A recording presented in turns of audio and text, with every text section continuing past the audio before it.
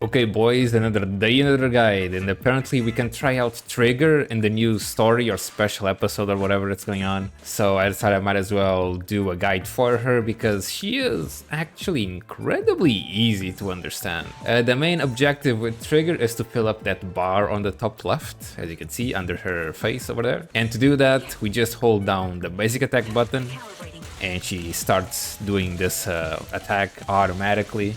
If anyone decides to attack us, she will just automatically dodge. This automatic dodge does have a cooldown, but if you do want to move to the right or to the left, this also counts as a dodge. But as you can see, the bar over there on the top left is already maxed out. This has some stupid ass range, I'm not gonna lie. But yeah, it's already maxed out, so just release the attack button, she does this, and she triggers a quick assist, as you just noticed over there on the bottom right. All the quick assist Trigger makes, or does, they're all for the character before her. So this, in this situation, it would be for Ambi over here. While usually quick assists are always for the character to the right. It would be to Pulchra usually, but this time for Trigger in particular, all her quick assists are for the characters to the left. We can try this again just to demonstrate, and we can switch to Ambi. Just like I mentioned before, that quick assist does have a cooldown, so you do have to keep that in mind. In any case, now that we have switched off Trigger and we are on a different character and Trigger has her gauge filled up, basically you just need to attack, and Trigger also attacks at the same time, as you just saw. And if you do use an EX special, she does a special coordinated attack. It will even show up as a fire thingy on the screen, as you will see right now.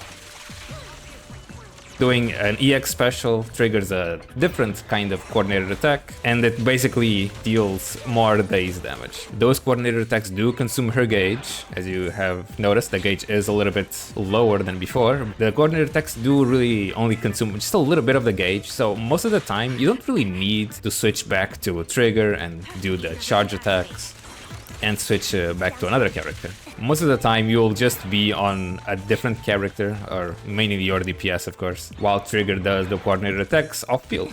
Now going over Trigger's special and ultimate. Trigger's special is very simple. She does the move, she triggers an EX, a quick assist I mean, and you can see the gauge, or her gauge on the top left is yellow now. That just means her coordinated attacks won't consume any of the gauge for like 6 seconds. And it's the same thing for the ultimate, if I can actually use it.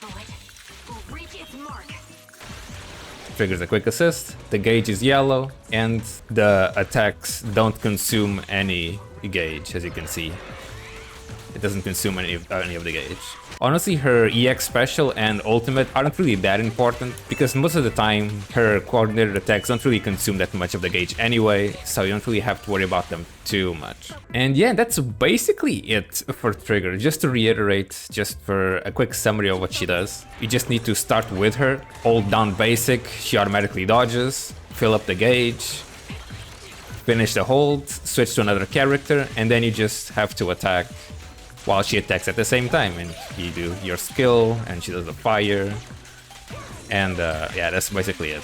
Now, some things to note about Trigger. Her coordinated attacks do increase the damage taken by the enemy by 32%. It does say it's stun damage, but it's a stun damage multiplier that's applied before stun. It's dumb wording. It's just a damage multiplier that is applied on the enemy. And also, she gets even more days according to her own critical rate. She gets 1.5% more days by every 1% critical rate she gets over 40, for a maximum of 75% extra days. And to get that extra days, you need to get Trigger to 90% critical rate.